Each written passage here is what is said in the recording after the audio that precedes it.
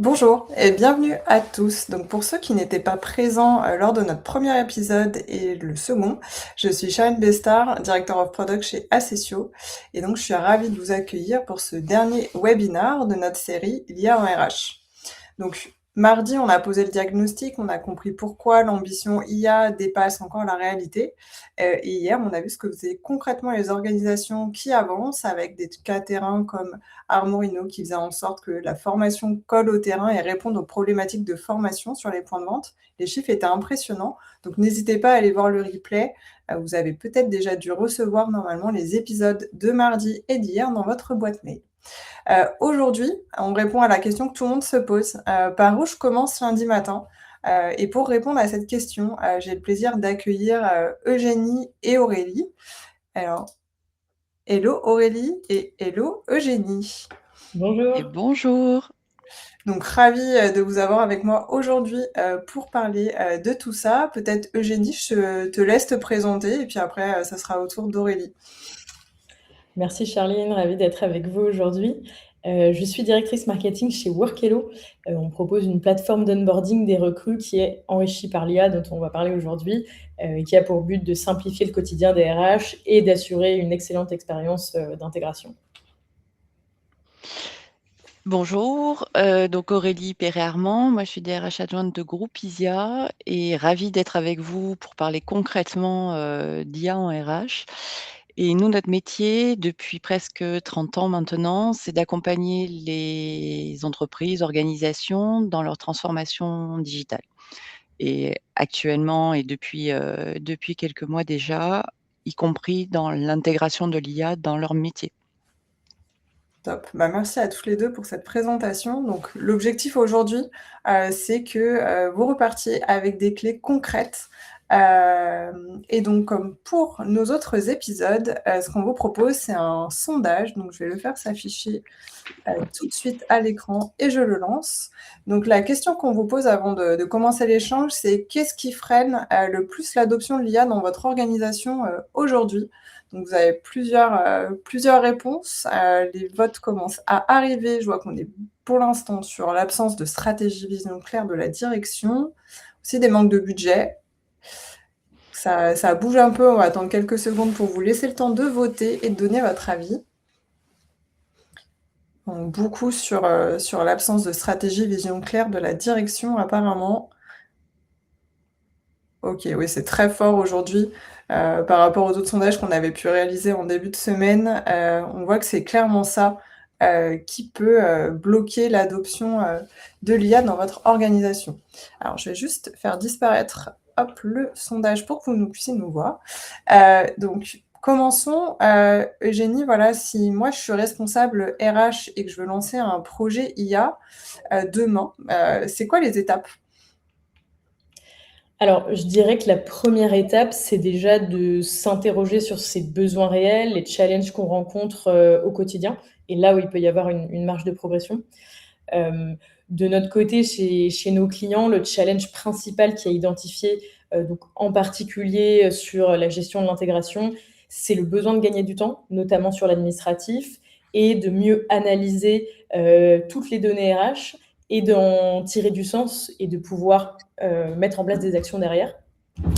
Je pense aussi qu'il faut quelque part commencer petit et y aller de manière progressive. Et je pense qu'avant de partir de zéro sur la mise en place d'un nouvel outil d'IA, le plus important, c'est de regarder déjà dans vos outils RH qu'est-ce qui est proposé, qu'est-ce qu'ils embarquent déjà, qu'est-ce que vous pouvez tester sans investissement supplémentaire. On l'a vu, le sujet du budget aussi existe dans les réponses du sondage. Et pour vous donner quelques exemples concrets liés à l'intégration des collaborateurs, sur cette partie analyse de données, analyse des feedbacks en masse, quelque chose, enfin un besoin en tout cas qui était remonté par nos clients, c'était de pouvoir identifier les signaux de désengagement qui causent des risques de no-show ou de rupture de période d'essai. Et ce qu'on a mis en place, c'est que l'IA permet d'analyser en masse toutes les données qui sont relatives au feedback donné par la recrue, mais aussi à sa progression dans son parcours. Est-ce que les tâches administratives sont effectuées ou pas? Et en fait, en analysant en masse ces données-là, on arrive à identifier du désengagement, et les RH derrière peuvent être alertés et agir. Après, un autre exemple aussi qui prend du temps au RH à différents niveaux de leur métier, c'est aussi la création de contenu. Donc, dans le cas d'un livret d'accueil, de la création d'un quiz de bienvenue sur les valeurs, etc. Bon, une IA qui se base sur, par exemple, les valeurs existantes de l'entreprise et qui peut générer un livret d'accueil personnalisé, c'est aussi un gain de temps très, très intéressant. Ouais, tout à fait. Et toi, du coup, Aurélie, dans ton cas, en tant que DRH, toi, comment tu vas prioriser un projet IA, quand on a qu'un sujet sur la table et qu'on n'a pas, des ressources, à l'appel, je dirais? C'est quoi un peu tes critères d'arbitrage? Waouh! Alors, mes critères d'arbitrage, en fait, il y en a plusieurs, sur plusieurs niveaux. Heu, Comme vient de le dire Eugénie, on a déjà un premier critère d'arbitrage, c'est est-ce qu'on on a une réponse aux besoins, dans notre existant? C'est-à-dire, est-ce que dans nos outils actuels qu'on a déjà dans nos budgets, dans notre utilisation, on a cette fonctionnalité qui existe ou la possibilité de l'avoir assez facilement. Ça implique aussi un deuxième niveau qui va répondre à la préoccupation principale là qu'on a vue dans le sondage, qui est: «OK, mais même si elle y est, cette fonctionnalité, ou que je veux l'acquérir, c'est quoi le cadre de sécurité qui me permet à moi, collaborateur, RH, d'accéder à cette fonctionnalité, de l'utiliser en toute sécurité?» Particulièrement quand on est en RH, c'est-à-dire qu'on est avec de la donnée qui est souvent confidentielle, et donc on hésite toujours à se dire: «Bah, est-ce que j'y vais?» Même si, c'est dans un outil utilisé par l'entreprise. Est-ce que je vais sur la fonctionnalité IA ou pas? Parce que est-ce que j'ai la garantie de la sécurité des données? Donc, on a, ces critères-là qui sont importants à avoir en tête, c'est-à-dire, bah, est-ce que mes données, elles sont sécurisées? Si elles ne le sont pas, est-ce que je peux les anonymiser avant de les mettre dans la machine? Et donc ça implique, au-delà de la critérisation des cas d'usage dont je vais parler, de déjà avoir mis en place une sensibilisation des collaborateurs, de l'ensemble des collaborateurs, pas forcément de la formation dans un premier temps, mais au moins de la sensibilisation sur c'est quoi les IA, c'est quoi les modèles, qu'est-ce qu'il faut, en termes de points d'attention à avoir, et sensibilisation, le conseil, c'est de l'accompagner d'une charte d'utilisation interne de l'IA qui soit diffusée à l'ensemble des collaborateurs. Et après, effectivement, une fois souvent, ce dont on se rend compte, c'est que les collaborateurs utilisent, qu'ils ont une bonne idée de pourquoi elle pourrait les aider dans leur quotidien professionnel, et donc il nous faut faire, une forme de priorisation des cas d'usage, c'est-à-dire, ben, et moi ce que je fais souvent, ou ce que je conseille de faire, c'est, petit atelier d'équipe, et ou plus largement avec des utilisateurs potentiellement, avec la matrice, effort impact, qu'on maîtrise souvent dans d'autres cas. Chacun amène, le cas d'usage qu'il a imaginé, un peu détaillé, et on cote. En fait, on positionne le cas d'usage sur cette matrice. Quel est l'effort à mener pour, la mise en œuvre et le déploiement du cas d'usage? Et puis, quel est l'impact attendu? Quel est le gain? Est-ce que c'est un gain de temps, comme on l'a évoqué? Est-ce que c'est un gain de qualité? Est-ce que c'est un gain de satisfaction utilisateur? Heu et à partir de là, on prend les cas d'usage qui, nécessitent forcément, le moins d'efforts et qui ont le plus d'impact, et on commence par là. OK, top. N'hésitez pas, j'en profite, avant d'enchaîner, si vous avez des questions dans le chat, n'hésitez pas à nous les poser, et on essaiera d'y répondre, au fil de l'eau ou à la fin du webinaire, s'il nous reste du temps. OK, très clair. Donc Moi, je dirais qu'aussi avoir un bon outil, ça ne suffit pas. Le vrai défi aussi, c'est s'assurer que derrière les équipes, elles vont, vraiment l'utiliser. Donc comment on fait pour que l'adoption, elle soit réelle? Comment on va évaluer qu'un collaborateur, il utilise, une IA versus, un autre qui ne l'utilise pas? C'est une grande question. Oui, c'est une vaste question. On va avoir peut-être, chacune et chacun, avec les participants, des niveaux de réponse différents. Heu, Moi, le constat, c'est que, l'IA, elle est utilisée en réalité depuis, particulièrement avec, la démocratisation fulgurante de GPT, depuis 3 ans. Donc, on a des collaborateurs, des salariés, des prestataires qui utilisent l'IA, via leur téléphone souvent. Et donc nous on appelle ça la shadow IA, c'est la bête noire, hein, de RH évidemment, mais surtout de la DSI. Et donc je trouve ça compliqué de se dire, comment on mesure? Heu, parce qu'en fait, tant qu'on n'a pas, posé quels sont les cas d'usage, quels sont réellement les besoins métiers et comment ils vont aller, chaque métier va s'en emparer et quel est le gain attendu, c'est compliqué de se dire: «Je vais mesurer, comme je mesure des clics». Voilà, mais peut-être que Eugénie veut compléter et je reprendrai peut-être la parole sur ce sujet-là. Ouais, bien sûr. Pour moi, alors, du coup, moi, j'ai un peu plus la perspective, plateforme et ce que je vois chez nos clients de leur niveau, d'adoption. Hem, Ce qu'on fait, en tout cas, quand on, développe des nouvelles fonctionnalités et qu'on essaye, nous aussi, finalement, à travers la plateforme, de, pousser l'adoption et le déploiement, on consulte, en fait, nos clients, pour s'assurer que les fonctionnalités qu'on cherche à développer résolvent un vrai problème, un vrai challenge, et que la solution va vraiment leur faire gagner du temps.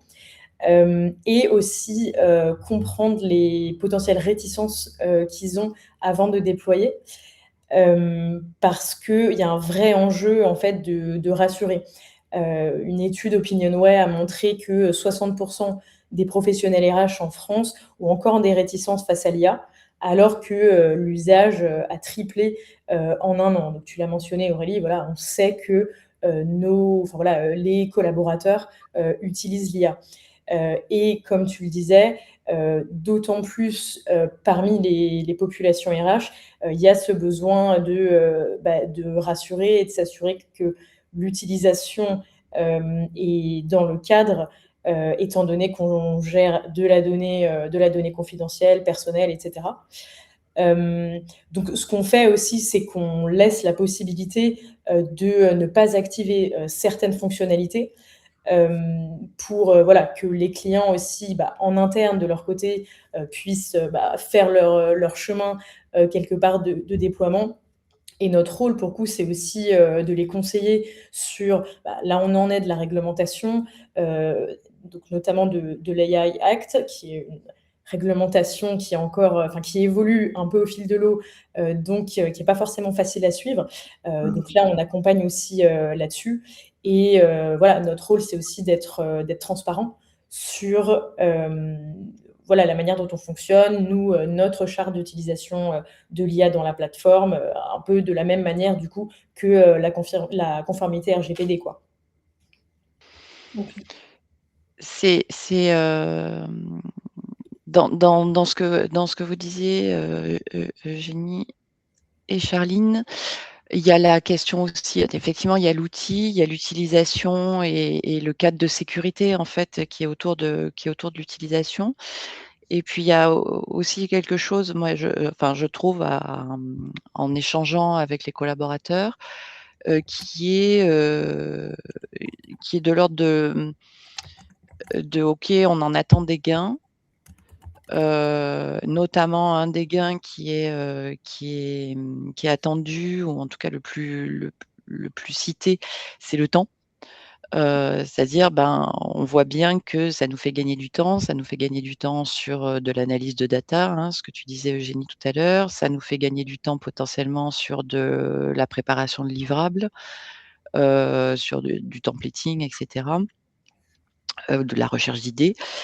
Et on a quand même beaucoup de collaborateurs qui nous disent: «Oui, mais OK, mais mettons je gagne, 3 heures par semaine, grâce à une bonne utilisation de l'IA, qu'est-ce qui est fait de ces 3 heures? C'est-à-dire est-ce que, on va me donner plus de travail? Est-ce que je réduis mon temps de travail à 3 heures, c'est-à-dire que vous allez me passer petit à petit à temps partiel? Mmh. Ou est-ce que je réinvestis ces 3 heures dans du développement de compétences dont je vais avoir besoin, pour à la fois bien utiliser l'IA, mieux relationner peut-être parce qu'on voit que, l'intégration de l'IA nous oblige à aller sur des compétences, comportementales beaucoup plus élaborées et donc oblige les services RH à aller former les collaborateurs sur le développement de ces compétences-là. Et donc cette question-là, elle n'est pas toujours posée explicitement. Pour Mmh. autant, il faut qu'on arrive à y répondre. Mmh. Et Et donc ça oui, pardon, vas-y, bien sûr. je rebondis effectivement, là-dessus. Comme tu dis, c'est pas une question qui est très adressée et qui pourtant y est importante. Dans le cadre de l'intégration, par exemple, l'objectif, c'est que ce temps gagné, puisse être du coup, passé de manière plus qualitative, avec les recrues, en allant, à leur rencontre et du coup, en étant aussi dans l'humain. C'est-à-dire que, voilà, beaucoup d'interactions, peuvent être digitalisées, notamment, celles qui sont administratives, par exemple. Mais l'objectif, c'est que ce temps gagné permette du coup, finalement, d'enrichir les relations avec les recrues. Et c'est la même chose ensuite dans tout le parcours collaborateur. Un RH du coup qui a un périmètre de collaborateurs, l'idéal, c'est qu'il puisse du coup réinvestir ce temps gagné dans le développement effectivement de ses collaborateurs, les échanges, un soutien aussi quotidien qui peut être du coup plus proche. Et il y a aussi peut-être à ce niveau quelque chose à prendre en compte qui est de l'ordre quelque part aussi de l'impact sur la santé mentale finalement, dans le sens où voilà, ce gain de temps est une formidable opportunité, mais parfois ça crée aussi un rythme qui est voilà, d'autant plus accéléré. Et on entend de plus en plus maintenant parler de ce sujet-là et de l'équilibre qu'on doit trouver avec ces nouveaux modes de fonctionnement pour voilà, garder un rythme de travail finalement soutenable, quoi. Ouais, tout à fait. Et je fais un peu écho à la question qu'on a posée, plus tôt, du coup à l'audience. Est-ce que, voyez-vous des freins aussi majeurs, sur le terrain? Donc tu as un petit peu commencé à l'adresser Aurélie sur l'aspect, humain, je dirais, où tu as quand même cette crainte et c'est ce que disaient aussi d'autres intervenants dans nos précédents webinaires en effet, quand, je suis collaborateur, il y a cette crainte de dire: «Est-ce que, on me demande de bosser sur l'IA, mais est-ce que l'IA, à un moment donné, va pas me remplacer moi et est-ce que Mmh. je vais encore avoir du travail?» C'est un peu j'ai un peu l'impression que c'est celui qui émerge beaucoup. Mais est-ce que vous en voyez d'autres, sur le terrain, vous, de votre côté? Nous, je rejoins complètement Eugénie, celui qu'on voit arriver particulièrement en RH avec notamment les élus du personnel aussi ou les référents prévention, ça reste qui arrive là, fort, fort, c'est la santé mentale. Moi, il y en Mmh. a un aussi au quotidien. Je sors d'une réunion manager où on a commencé à l'aborder, qui est, OK, j'ai bien conscience que j'ai des collaborateurs qui sont assez matures sur leur utilisation, plus ou moins masqués, plus ou moins cachés. J'ai des collaborateurs qui, attendent patiemment les instructions de l'entreprise et les directives de l'entreprise pour l'utiliser, qui visiblement manquent vu le résultat du sondage. Pour autant, je me rends compte en tant que manager que j'ai un collaborateur qui l'utilise, qui sait bien l'utiliser et qui est performant avec et qui est plus performant peut-être que 3 autres collaborateurs de la même équipe qui ne l'utilisent pas, potentiellement parce que soit ils en ont pas envie, soit il y a pas de directive. Et donc on commence à avoir le sujet des managers qui nous disent: «Comment j'évalue?» On rentre en période d'évaluation. comment j'évalue moi, ces collaborateurs-là? Est-ce que j'évalue l'utilisation de l'IA? J'utilise la capacité d'un collaborateur à utiliser des outils qu'il a à disposition. J'utilise la performance enfin, j'évalue la performance finale et de la même manière, c'est quoi les directives RH? Ou en tout cas, à quel moment on partage ce point de vue-là pour avoir des pratiques managériales un peu homogènes? Ouais, carrément. J'avoue que comment tu fais pour que ça soit est-ce que c'est vraiment équitable, hein? Enfin, on peut se poser la question de est-ce que c'est équitable sur la performance de quelqu'un qui utilise l'IA versus quelqu'un qui n'utilise pas, quoi? C'est ça, c'est ça et quand je me retrouve en tête-à-tête avec mon collaborateur qui a atteint tous ses objectifs, et qui grâce à l'IA notamment, qu'est-ce que je fais de ça? Est-ce que je demande une augmentation ou pas pour le collaborateur? Par Ouais, exemple. question touchy, hein, on va pas se mentir. Hem, OK, donc on a parlé d'un pardon, vas-y Eugénie, je t'en Ouais, peut-être pour compléter à la fois sur, bah, voilà, les disparités au sein d'une équipe entre les niveaux d'adoption et puis aussi ce qu'on peut faire pour le déploiement. Je pense que ce qui est important aussi, c'est de tester, donc être prêt à tester, bah, des nouvelles fonctionnalités qui sont disponibles dans des outils ou, bah, voilà, ChatGPT ou autres, outils. Mais effectivement, on n'est pas «égaux» entre guillemets face à, voilà, l'arrivée de nouveautés, l'adaptation au changement. Et je pense que du coup, c'est, le fait de faire des tests et en fait, un test concluant quelque part, donc quand un RH voit que grâce à des insights générés par IA, il réussit à éviter un no-show, je pense que ça motive aussi, ça le motive lui à l'adopter. Et à en parler aussi autour de lui. Donc je pense qu'il y a aussi, au sein des équipes, une opportunité d'avoir quelque part des ambassadeurs qui ont testé, des cas d'usage, des fonctionnalités, qui peuvent en parler autour d'eux à leurs collègues et bah, accompagner aussi, la montée en compétences. Hem, Bien sûr, ces phases de test, tu parlais d'organiser des ateliers, Aurélie, ça prend du temps et quelque part, il faut se lancer. J'ai entendu parler récemment de l'entreprise américaine Amplitude qui a, dédié une semaine à l'IA en laissant vraiment la possibilité à tous les collaborateurs de tester plein de choses, de se familiariser. Donc c'est une démarche intéressante que de dire: «OK, là, on banalise du temps pour que vous puissiez, faire des tests, monter en compétences». Et après, il est aussi nécessaire d'avoir, une politique, enfin une démarche de formation un peu plus structurée, et globale et de bien communiquer. Donc bon, ça peut passer par des ambassadeurs, mais aussi, hem, il faut que la direction soit embarquée. On a vu aussi les résultats des sondages. Les RH sont très mobilisés parce qu'ils ont ce rôle de, réflexion sur l'évolution des manières de travailler. Mais voilà, la direction, doit aussi être, motrice dans la prise de décision et la vision, là-dessus. Et je partage avec vous ce que nous, on a fait en interne chez Workello.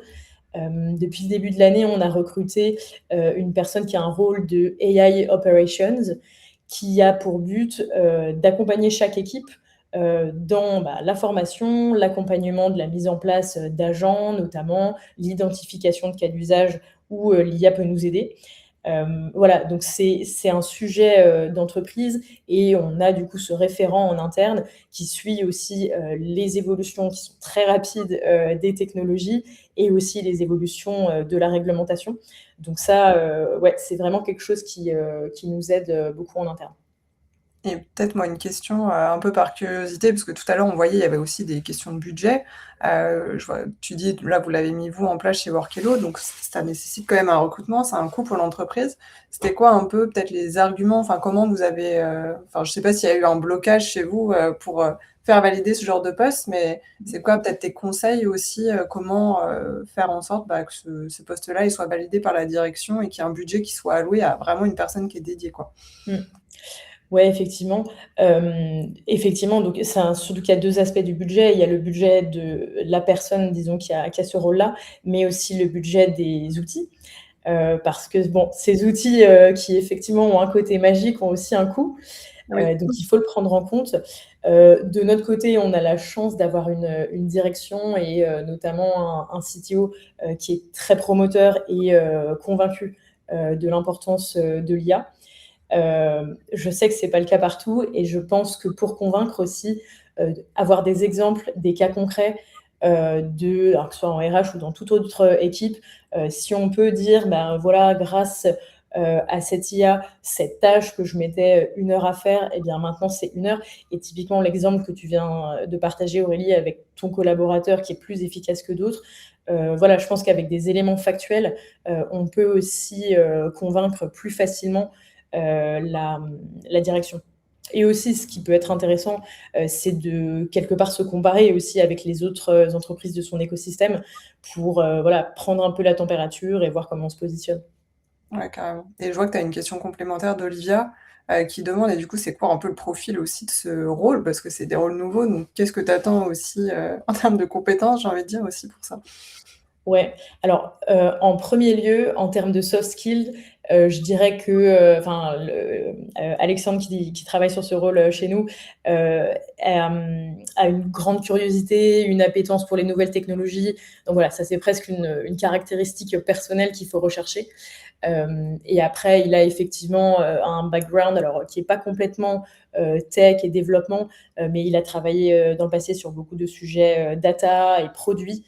Voilà, donc il a à la fois cette, disons curiosité naturelle sur ces sujets-là, mais je pense aussi que des profils un peu plus, tech, développeurs peuvent tout à fait, avoir ce rôle.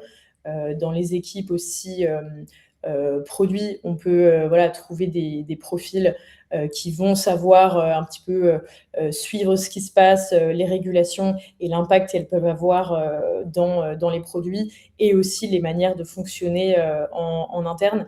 Et ce qu'il faut prendre en compte aussi, en termes de soft skills, aussi, c'est ce côté, bah, travail transverse, collaboration avec les différentes équipes, Ouais. pour, bah, voilà, être au plus près de leurs besoins, comprendre les outils qu'ils utilisent, leurs problématiques pour mettre en place, bah, soit les bons agents, les bonnes fonctionnalités qui font vraiment avancer en interne, quoi.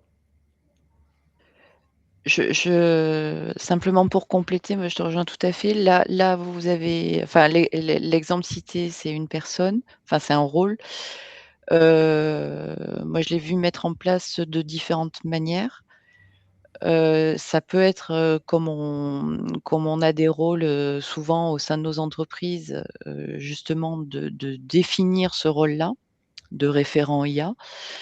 Hem et de l'affecter à plusieurs pour le coup, à plusieurs collaborateurs et que c'est soit ces collaborateurs-là qui forment une task force. Enfin, souvent on le fait comme ça aussi et dans les compétences attendues, moi je pense que tu as commencé à l'aborder, Génie, c'est la capacité de la personne à aller s'asseoir à côté du métier, s'asseoir à côté du collaborateur et prendre le temps à la fois de faire parler le collaborateur de ses règles métiers, de comment il travaille, pour se faire à l'idée de décrire les règles métiers qui composent sa journée ou composent une tâche. Et la deuxième chose, que souvent on mène, c'est des séquences d'observation. Parce que là où ce qu'il faut pas oublier, c'est que l'IA, c'est une techno et comme toutes les technos, elle a besoin de data. Elle a besoin de data enregistrée, quelque part et pour autant une activité de production, un travail, il y a beaucoup, beaucoup de choses qui ne sont pas enregistrées, notamment les interactions et cetera. Donc moi, je conseille souvent, y compris aux RH, non seulement d'aller interviewer, d'aller regarder et de s'asseoir à côté, de rien dire et d'observer. Voilà et de prendre du temps pour ça. Mmh. En fait, ouais, c'est faire un peu du shadowing, ce qu'on appelle nous dans notre jargon produit, pour voir, juste comprendre en fait, observer, Exactement. avant de faire quoi que ce soit. Mmh. OK, on a parlé, bon, de pas mal de choses là déjà.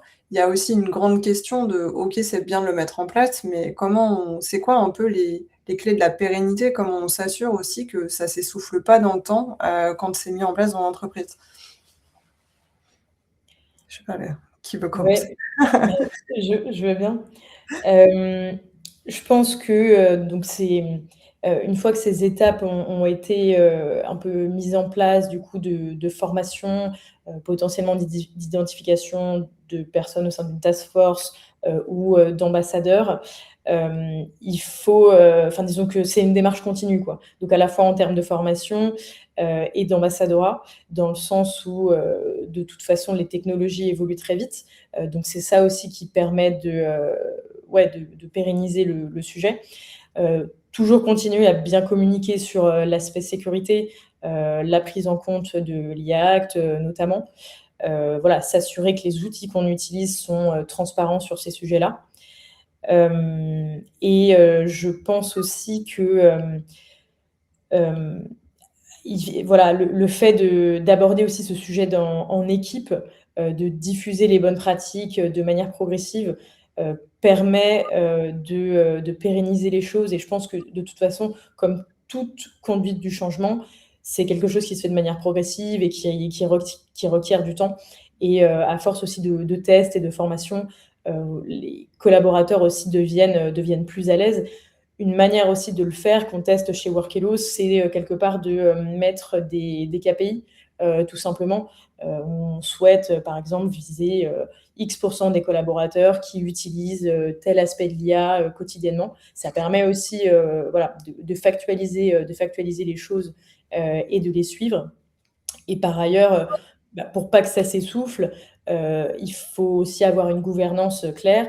On a évoqué le sujet, bah, rassurer, santé mentale. Donc, voilà, il faut aussi prendre en compte, l'aspect éthique, particulièrement sur l'utilisation de l'IA dans les RH, bien sûr, et typiquement dans le cas de l'onboarding, de ne pas remplacer toutes les interactions, humaines par de l'IA, mais s'assurer que, voilà, le temps gagné est, passé aussi plus avec les collaborateurs directement, et bien avoir en tête que ce que l'IA, propose, génère, recommande, basé sur des analyses de données, en tous les cas, c'est toujours le RH qui prend la décision finale.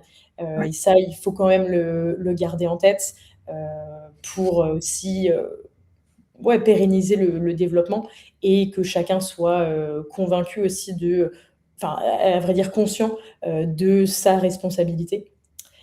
Ouais, voilà. Ouais, et je rebondis, hein, de toute façon, là, ce que tu disais, et ça, c'est vraiment important, c'est, en effet, le RH reste décisionnaire. L'IA, elle peut guider et cetera, mais en aucun cas, elle doit prendre des décisions, et de toute manière, c'est un des garde-fous aussi que demande l'AI Act, de s'assurer qu'on reste décisionnaire, quand on parle, des people, et surtout sur des sujets sensibles que sont l'humain, la carrière d'une personne et cetera. Et ça me fait penser à une stat, qu'on a dans le guide, qui dit qu'on a 66 des Américains qui déclarent qu'ils ne souhaitent pas postuler auprès d'un employeur qui utilise l'IA pour prendre des décisions de recrutement. Donc ça montre d'autant plus, l'importance de ce que tu disais aussi toi, Eugénie, ce DRH, c'est lui qui a la décision finale, et donc on doit aussi aux employés, aux candidats, cette transparence qui de toute façon, en fait, est obligatoire aujourd'hui, quoi. Pour l'anecdote, enfin, je rejoins complètement évidemment ce que vous avez dit là. Pour la petite anecdote, moi j'en suis arrivée sur certains processus, et particulièrement des processus de sélection type recrutement, heu, après une petite aventure, où en fait j'étais en entretien avec une candidate en visio, de la même manière que là, sur un recrutement entre guillemets «assez simple». Et moi j'estime que le moment de l'entretien dans un recrutement, c'est un moment privilégié. C'est un moment de rencontre où on doit essayer de se dire les choses. Bon, ça reste des rôles et cetera, mais à un moment donné, il faut que les deux parties se rencontrent.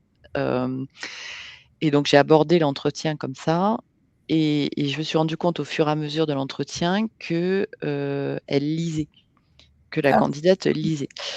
Et donc c'était très bien fait, hein. Enfin, la fille avait j'imagine sa petite installation qui était, d'avoir son GPT, sur son tel, en dessous, de l'écran, et quand, je parlais pas suffisamment ou je finissais pas mes phrases, ce qui m'arrive très régulièrement, elle me faisait répéter, et donc je voyais, sa façon de faire et son regard qui alternait entre, en dessous, en dessus, en dessous, en dessus. Et je me suis dit: «Ben, en fait, elle a mis une troisième personne, en fait». Enfin, elle a mis un tiers, dans cet endroit qui doit être un endroit de rencontre, humaine. Et à partir de là, moi, je me suis dit: «Bah, maintenant, certes, il y a des étapes de recrutement où on va utiliser l'IA avec, toutes les sécurités dont on a parlé, mais il faut pas se leurrer, la plupart de nos ATS aujourd'hui, ils incluent une fonctionnalité d'IA, elle est bien pratique. Parce que malgré tout, quand elle est bien faite, la fonctionnalité d'IA, elle nous évite aussi à nous, de mettre en place des biais, discriminants dans nos process de sélection, parce qu'on n'est pas parfait, hein, en tant qu'humain, loin de là. Et moi, je préfère une fonctionnalité IA bien faite, qu'on a bien éduquée et qui a le moins de biais possible, plutôt qu'un cerveau humain qui arrive avec tous ces biais pas formés et qui va m'enlever une partie des candidats, voire des candidates, parce qu'il a des a priori. Ça, Mmh. c'est mon point de vue, hein, c'est mon parti pris. Pour autant, l'entretien, maintenant, il a lieu sans IA. Et moi, ce que je demande aux candidats, c'est de dire: «Est-ce que vous me moi, je vous garantis que cet espace-là, il est sans IA. Est-ce que vous me garantissez qu'il est sans IA aussi de votre côté?» Et la personne me dit: «Oui, non», enfin, après peu importe. Si elle me dit: «Non, moi j'ai besoin de l'IA parce que ça va me permettre de faire le résumé derrière», à moi de dire: «Bah, c'est OK» ou «C'est pas OK». Oui. Mais de plus en plus, on réfléchit à se dire: «Bah, dans nos process, il y a des endroits où l'IA, elle nous est utile. On va former les équipes à bien l'utiliser, à bien la driver, et puis il y a des endroits où, on les protège de l'IA». Mais toutes les personnes qui participent à cet endroit-là, elles s'engagent à ne pas l'utiliser. Ouais, carrément, c'est, enfin, comme tu dis, ça va dans les 2 sens, en fait, aussi, finalement, quoi. C'est Mmh. aussi au candidat d'être, fair, je dirais, Oui. et d'être honnête, parce que oui, l'IA et je peux rebondir sur ton exemple, l'IA, par exemple, dans le cadre des recrutements, on peut aussi l'utiliser en tant que candidat sur, une lettre de motivation. Moi, j'ai eu beaucoup le cas, sur un Mmh. dernier recrutement, là, que j'ai lancé, où j'avais des lettres de motivation qui étaient clairement basées sur la fiche de poste. Et en fait, c'est dommage parce qu'en fait, bah, j'avais vraiment un stéréotype de l'être où je savais que cette personne avait fait utiliser l'IA et ça dessert finalement le candidat quand on l'utilise mal, je dirais, pour le coup, parce que, ben, après tu peux partir aussi avec un a priori et cetera. Moi, j'avais pas le truc de la TLS, qui filtre les CV, on l'avait pas configuré, mais on arrivait à Mmh. voir que de l'autre côté, de l'écran, on avait une personne qui l'utilisait, dans son quotidien. Et juste pour, répondre à une question qui a été posée par Virginie, parce que de la même manière, enfin, ça répond aussi implicitement à ta question précédente. C'est-à-dire que nous, enfin, moi, j'ai vu, et j'imagine que les participants aussi, hein, notre, moi, ce que j'ai tendance à dire, c'est que mon binôme, à la métier à l'intérieur de l'entreprise jusqu'à il y a 1 an et demi, 2 ans, c'était le ou la DAF. Mmh. On bossait au quotidien, avec, la finance. Alors on continue, hein, évidemment, mais c'était mon interlocuteur principal. Depuis 1 an et demi, presque 2 ans, mon interlocuteur principal, c'est le DSI ou la DSI. OK. Parce que, impact de l'IA. Parce qu'impact de l'IA, à la fois sur l'utilisation par les collaborateurs, heu, parce que moi j'ai pas suffisamment de compétences techniques pour, me dire, ben, si un collaborateur déjà, est-ce qu'il utilise ou est-ce qu'il utilise pas? C'est la DSI qui va pouvoir monitorer ces choses-là, à part sur les purs outils, SIRH. Sinon c'est quand même au global, c'est plutôt la DSI qui monitore ce truc-là, et une fois que j'ai cette information, je ne sais pas s'ils l'utilisent bien ou non. C'est-à-dire, je ne sais pas s'ils utilisent le bon outil IA pour le bon cas d'usage, au bon rythme, avec ce que tu disais Eugénie, la bonne soutenabilité aussi. Et ça, c'est la DSI, c'est un travail avec la DSI qui est à faire pour se dire, bah oui, là on est dans les clous, là on est au ralenti, là au contraire ça va trop vite et c'est pas souhaitable. Et l'autre point qu'on travaille beaucoup avec la DSI, c'est quoi les compétences? Alors là pour le coup, métier qu'on va attendre, des collaborateurs. C'est-à-dire comment on introduit des compétences qui sont est-ce qu'on attend de l'ensemble des collaborateurs de savoir prompter? Et ça, je le travaille aussi moi avec la DSI. OK. Mmh. Ouais, très intéressant. Oui, c'est vrai que ça vient, aussi modifier les attentes qu'on peut avoir des collaborateurs sur certains postes, en effet. Mmh. Hem et je vois qu'il y a une question de Marie qui dit, «En tant que RH, qu'est-ce que je peux ajouter sur ma feuille de route?» Je pense Déjà bien complète. exactement. Bah, ça dépend d'où on part. À minima, moi je conseille de travailler sur une charte d'utilisation.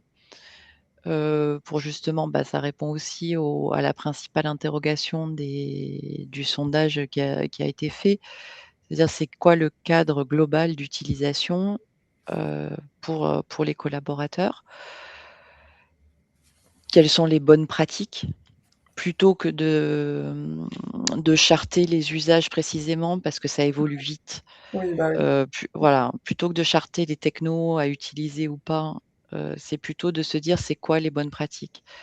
Nous, je sais que chez Groupe ISIA, on a une forte compétence, sur le numérique responsable, et donc il y a la technique des 3 U qu'on utilise, souvent. Technique des 3 U, c'est: est-ce que c'est utile? Est-ce que c'est utilisable? Est-ce que c'est utilisé? Et de regarder à chaque fois nos cas d'usage. Ce que disait Eugénie est très juste, c'est-à-dire mettez les mains dedans, générez des bacs à sable, des espaces de test, sanctuarisez ces espaces-là et faites en sorte que les collabs l'utilisent, le testent, voient ce qu'ils peuvent en faire, comment ils peuvent, et et et donc et après là-dessus, on met les 3 U.